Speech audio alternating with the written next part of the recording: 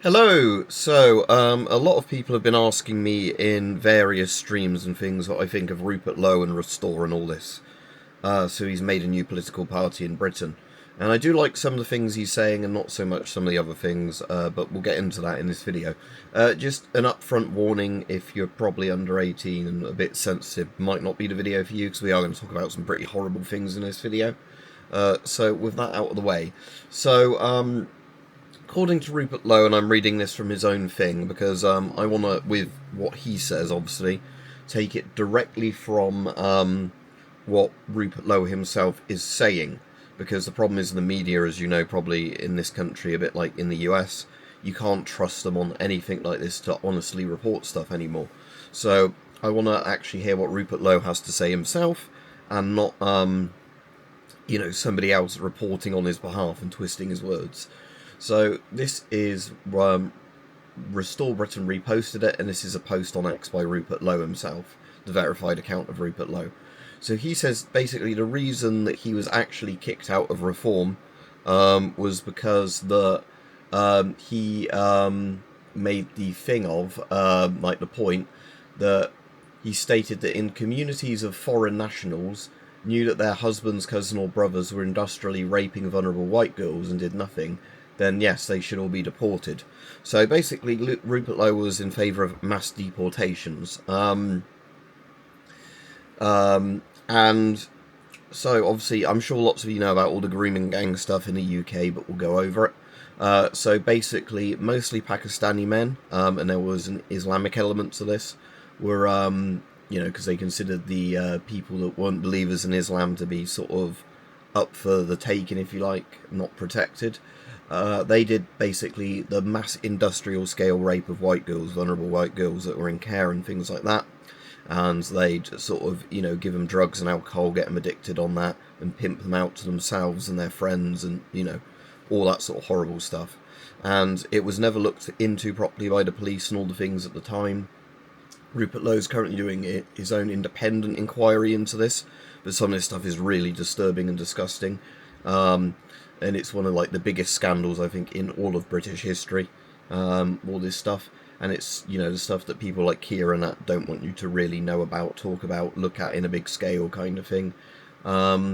So there's all that. And what Rupert Lowe was saying, that he's saying basically, if you, were married to a Pakistani man and you knew that man was raping little girls, and you kept quiet about it, then you deserve to go. And I agree with him there entirely. That, if you were protecting people, and we keep seeing cases like this where, with them again, because it's sort of non-integrated sort of politics stuff. And again, I'm not saying anybody that's obviously a Pakistani sort of national heritage person in the UK is like this, not at all. And just there's lots of people who are very moderately, members of Islam, sort of Muslims, and, they would find all this sort of stuff disgusting. But the problem is, obviously, you get these very ghettoised communities in part of the UK where they're going to completely cover for their own people in there, and the law of the land is like a secondary thing to them. So he says, dual nationals involved in the rape, then yes, they go too. We must revoke their citizenship and remove them from the country. So if they were a dual national, so they had British, citizenship and another country's citizenship, and they were involved in something like this, what Rupert Lowe's saying is that they definitely get deported, full stop. They're another country's problem. He says, as we have seen in our inquiry, this was happening all over towns. Thousands of foreigners knew about the rapes, and thousands were involved. Yes, I would deport them all. I would actually give the death penalty to many too, to be entirely honest. This is vile, vile evil. Please listen to me when I say this. Do not underestimate the extent of that evil. It goes on and on and on. So, yeah, that sounds really harsh, death penalty, but I think for the worst cases, I would agree with Rupert Lowe here. So there's a girl I want to bring up called Charlene Downs, and again, this is one of the bits where, if you're squeamish, you probably shouldn't be watching this video. So she was, raped, abused, pimped out by these Pakistani men in Blackpool, and then what they did with her is, when they got rid of her, they ground her up into kebabs and sold those kebabs. And the people, so like a fucking Sweeney Todd type thing, and the police never fucking put that bloke in prison. They had wiretaps of him going on about it, and apparently they somehow fucked the evidence up. Oh, we couldn't go to court and whatever. He should be, if he was actually found guilty of that, properly by a trial, that guy should be fed through a fucking wood chipper and fed to pigs, in my opinion. There you go.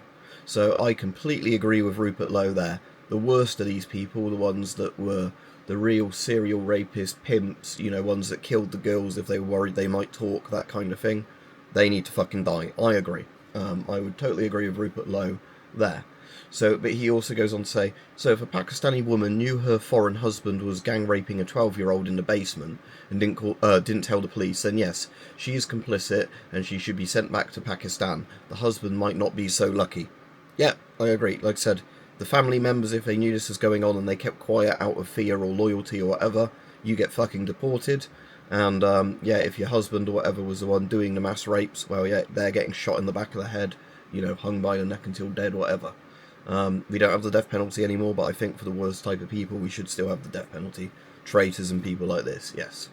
So he says, I have now heard the personal story from those 12-year-olds, dozens of them. I am beyond furious at what these women have been through.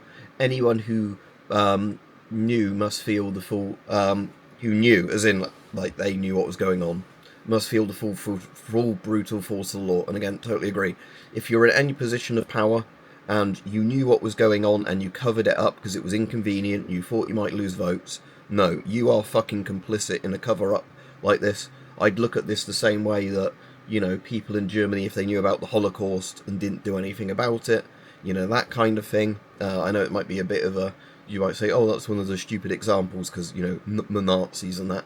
But yeah, I think of it as the same thing of that. You're complicit almost in a genocide type action, and you're going to face the law. He says, I make no apologies for that whatsoever. I don't think he should. I think that's a good sort of opinion to have. As much as it's brutally honest, I think he is making good points there. He says, Farage wants these savage animals free to roam around British streets. Fine, that's his choice. Again, we haven't heard that from Nigel, so I will say take that with a pinch of salt, because obviously Rupert Lowe and Nigel Farage had a massive falling out and don't like each other. They're both going to blame it on different things. Like I said, I'm taking Rupert Lowe's side of this here and reading it out to you. But what I said, like with all these things, you can't just take one person's word on all these things. But I am, like I said, with this more interested in what he's saying he'd do with some of the worst people in our society. If he disagreed, he should have said so behind closed doors rather than the Reform leadership reporting me to the police, getting the armed police to raid my home, and trying to unsuccessfully put me in prison.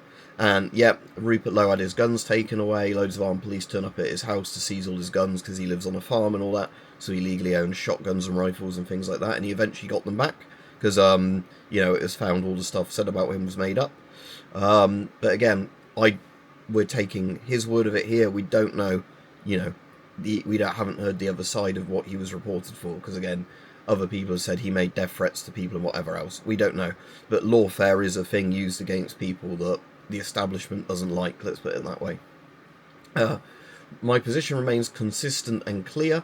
I want to round these foreign rapists and their accomplices up, and I want to remove them all from the country. Or from our country, sorry. But yep, I completely agree with him. If you're a foreign rapist, why the fuck are you here in the UK?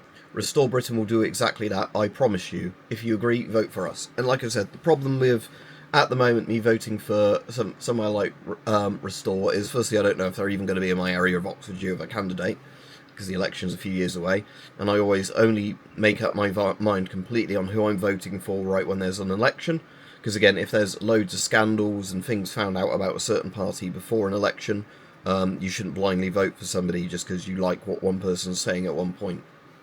And again, I am worried about a vote splitting, because even if you consider Reform to be very watered down kind of establishment type party, because again, I get arguments in my comments about this all the time between the Rupert Lowe lot and, you know, the Ben Habib lot and the Farage lot and all this, and the people who are then left of them who have completely different opinions whatsoever.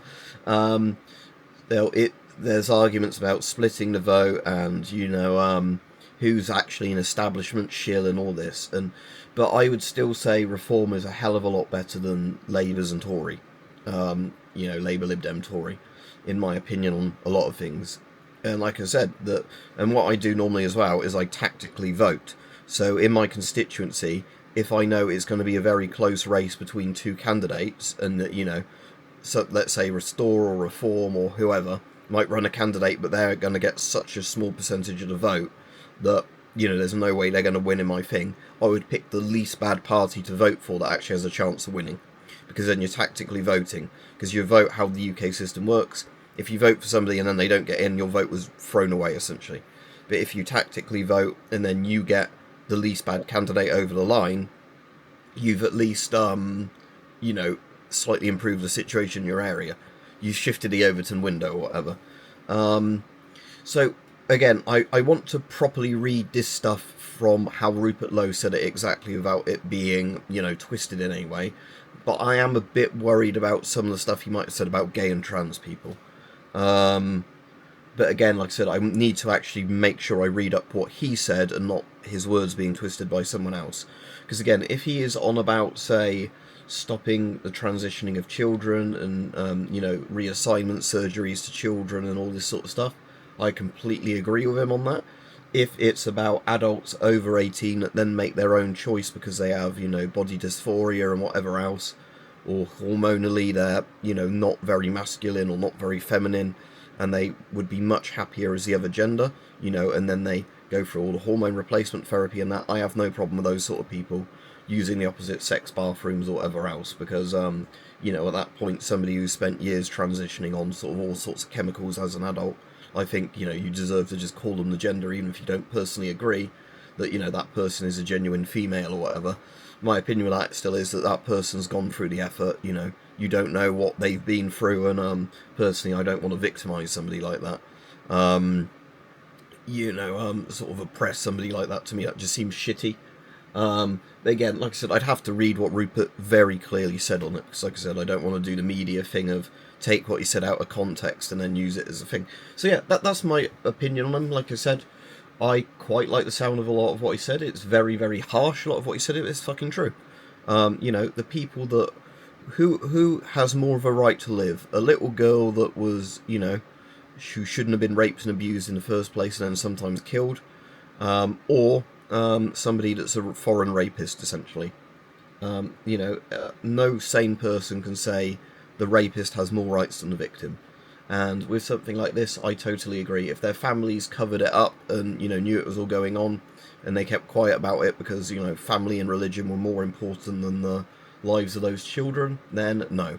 I would think they should be deported, and like he said, I personally think, yes, the worst of the rapists and murderers that were doing this to these kids should be executed. I would agree with him on that. So, yeah, there you go. That's my thoughts on what Rupert Lowe said so far. Like I said, if ever I cover anyone like this, I will always like to read what they've said personally, because, like I said, the media twists and manipulates things. So, yeah, that's my opinion on his stuff. Like I said, he seems pretty based, in all honesty. Because, like we keep saying, the more and more that the government and whoever's in power and the establishment and the media frustrate us trying to sort things out in a civilized way, the nastier and nastier this is going to get. Because again, Hitler didn't come about from nothing in Germany. You know, it was a case of Germany, Weimar Republic was a complete fucking shithole, and then you had all the hyperinflation, and, you know, unreasonable people come about if reasonable discourse is made impossible. And similar in the UK, I think it's only going to keep getting more and more extreme until the problem is solved. So we could solve that problem with just letting people leave the country properly, you know, and all this that shouldn't be here, and being sensible and firm to begin with. But, you know, if that sort of option keeps being denied to people, political violence is probably going to happen, and a lot of people that probably don't deserve bad things to happen to them will have bad things to happen to them. And again, so to make it very clear, that's not me saying I hope these things happen. It's me simply stating what's happened throughout history and would happen again. Because even if you think history doesn't repeat itself, it certainly rhymes. And I can certainly see the UK, as things get worse and worse here, turning into the fucking Weimar Republic style Germany. So, yeah, there we go. That's my thoughts on it. Hopefully that's cleared it up for anyone. Might lose a load of subscribers on this because they'll probably think I'm not too firm in one camp or the other. Sitting on the fence, getting splinters in my arse. But, yeah, that is my personal opinion on it, that, yes, if you're a foreign rapist in the UK, you should be deported or executed depending on the severity of your crimes, because why were you even here in the first place?